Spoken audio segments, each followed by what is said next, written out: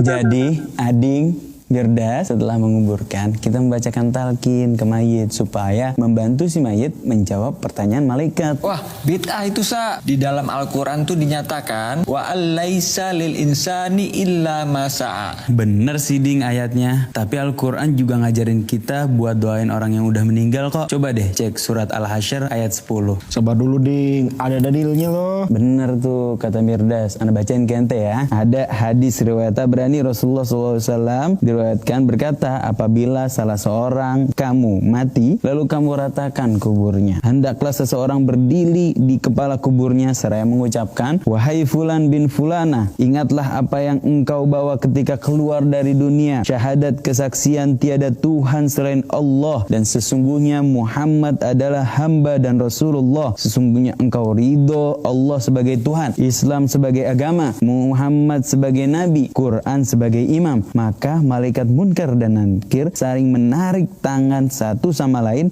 seraya berkata, marilah kita pergi. Untuk apa kita duduk di sisi orang yang jawabannya telah diajarkan? Hadis riwayat Tabrani. Hah? Kok baru denger ya? Hadis ini disahihkan oleh Al-Hafiz Ibnu Hajar, dan juga hadis sejenis ada riwayat dari Ibnu Majah, Ibnu Umar, riwayat Imam Muslim dari sahabat Amr bin As juga ada. Hadis riwayat Abu Daud, Al-Hakim, Al-Bazar dari Utsman. Lalu hadis yang berbunyi, talkinkan orang yang mati di antara kamu dengan ucapan La ilaha illallah. Riwayat Muslim, Abu Daud, dan An-Nasai. Kalau pendapat Ibnu Taimiyah gimana Sa? Nah, Ibnu Taimiyah menukil pernyataan Imam Ahmad dan ulama lainnya. Berkata, talqin ini boleh dilakukan. Mereka memberikan rukhsah, mereka tidak memerintahkannya. Dianjurkan oleh sekelompok ulama mazhab Syafi'i dan Hambali. Dimakruhkan sekelompok ulama dari kalangan mazhab Maliki dan lainnya. Ente mau baca, ikutin Syafi'i, Hambali,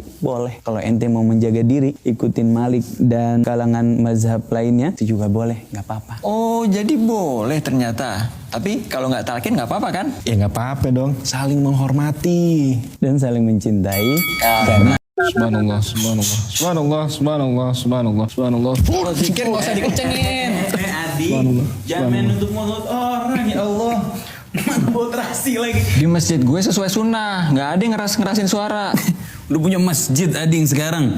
Nih Ding, di dalam Sahih Bukhari dan Sahih Muslim diriwayatkan bahwa mengeraskan suara, berzikir mengeraskan suara setelah sholat itu sudah dilakukan sejak masa Rasulullah SAW. Syekh Ibn Utsaimin juga membenarkan hal tersebut. Kalau di masjid itu zikir bareng-bareng hukumnya gimana Sa? Ya, kalau lo mau zikirnya sendiri kayak lo nih, lo kan udah hafal, nggak apa-apa. Tapi buat orang awam yang nggak hafal hadis-hadis doa, nggak hafal hadis-hadis zikir, kan lebih nyaman kalau ikutin Imam Ding. Toh banyak juga dalilnya zikir berkelompok kan. Ada di Sahih Ding, ketika malaikat mendapati hamba-hambanya Allah Subhanahu Wa Taala lagi berzikir, kemudian ditanya, apa yang dilakukan hambamu? Kemudian malaikat menjawab, mereka bertasbih mensucikanmu, bertakbir mengagungkanmu, dan bertahmid memujimu dan memuliakanmu. Abdullah bin Zubair mengatakan, Rasulullah SAW apabila dia telah salam menyelesaikan sholat, dia mengucapkan zikir dengan suara yang tinggi. Disahihkan tuh sama ulama di masjid lo tuh, Syekh Albani.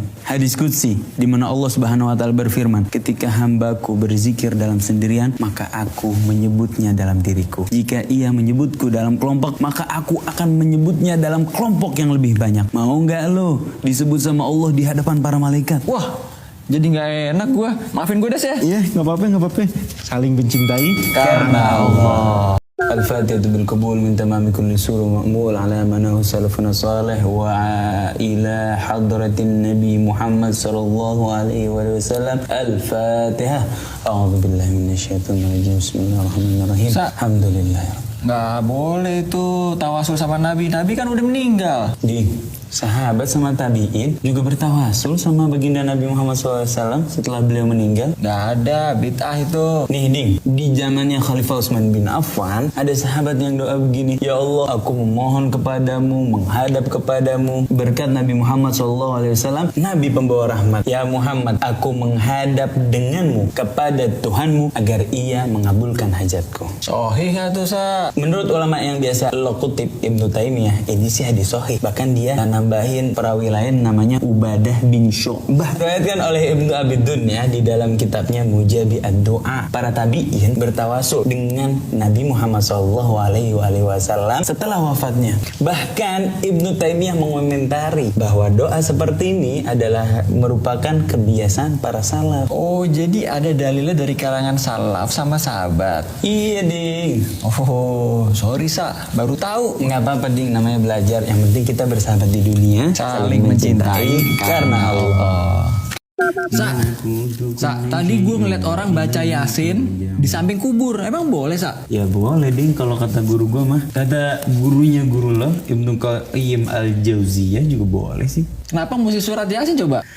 Jadi, Ding, ya karena suka lah sama surat Yasin. Lagian ada kok riwayatnya dari Imam Ahmad yang berbunyi, bacakanlah surat Yasin di antara orang yang mati atau sudah mati di antara kalian. Dan Imam Ibnu Katsir mengomentari hadis tersebut, menukil perkataan ulama, sesungguhnya tidaklah surat Yasin dibacakan pada satu perkara yang sulit, melainkan Allah Subhanahu wa taala memudahkannya, seakan-akan dibacakan surat Yasin di sisi mayit agar turun rahmat dan berkah dan memudahkan baginya, bagi si mayit, keluar ruh dari tubuhnya. Terus ada yang mengamalkan? Coba deh baca lagi kitab Ibnu Qayyim yang tadi kita sebut. Di situ diceritakan kisah orang yang datang ke kubur ibunya pada hari Jumat. Ia membacakan surat Yasin. Kemudian ia mengatakan, "Ya Allah, jika Engkau memberikan balasan pahala untuk bacaan surat Yasin ini, maka jadikanlah ia untuk para penghuni kuburan ini." Pada hari Jumat berikutnya ada perempuan yang datang padanya dan berkata, "Sesungguhnya anak perempuanku telah meninggal dunia. Saya melihat di dalam mimpi ia duduk di tepi kuburnya. Lalu saya bertanya, apa yang membuatmu duduk di sini?" Ia menjawab, "Sesungguhnya Fulan, anak Fulanah, datang ke kubur ibunya. Ia telah membaca surat Yasin dan ia jadikan balasan pahalanya untuk para penghuni perkuburan ini. Maka Allah memberikan ampunan untuk kami." Jadi kisahnya dinukil juga ya sama Imam Ibnul Qayyim. Jadi kalau gue baca surat lain nggak apa-apa dong, Sa? Ya nggak apa-apa dong. Yang penting saling menghormati, saling mencintai karena Allah. Heran, orang-orang yang anak tuduh ahlul bidah banyak yang wafatnya husnul khotimah. Bikin pusing, Beb. Mungkin ada yang salah di dalam antum memahami bid'ah. Dahulu Al-Habib Muhammad bin Alwi bin Syahab, beliau gimana cerita wafatnya? Waktu beliau lagi muhadarah kasih nasihat di Haul Habib Abdullah bin Husain bin Tahir, beliau bilang, "Man kana akhiru kalamihi minad dunya la ilaha illallah dakhalal jannah." Siapa ya orang yang akhir kata di dunia la ilaha illallah mengucapnya, maka dia masuk surga. Beliau duduk langsung wafat. Ada lagi Al-Habib Abdul Qadir bin Husain As-Saggaf, ayahnya Habib Taufik, lagi baca Quran, baca firman Allah Ta'ala, "Fa in tawallaw faqul hasbiyallahu la ilaha illahu." Duduk langsung wafat. Syubhatnya tuh, Beb. Gimana syubhat? Ada lagi Al-Habib Abdul Qadir bin Abdul Rahman As-Saggaf, abahnya Habib Syekh As-Saggaf. Beliau wafat di sholat Jumat, Ding, di rakaat kedua, di sujud terakhir. Udah bilangin ke muridnya, kalau aneh sujud lama, udah inti maju ke depan, gantiin aneh. Wafat beliau di sujud terakhir. Dulu ada di Tarim Al-Habib Abdullah bin Alwi Al-Aidrus, lagi baca Quran, wafat. Dan yang kayak gini ceritanya banyak, yang wafat lagi baca Quran, yang wafat lagi sholat dari ibadah. Kok banyak ya, Beb? Ini buat motivasi kita untuk berpegang teguh dengan ajaran yang mereka contohkan. Allahumma ja'alna minhum. Amin. Saling mencintai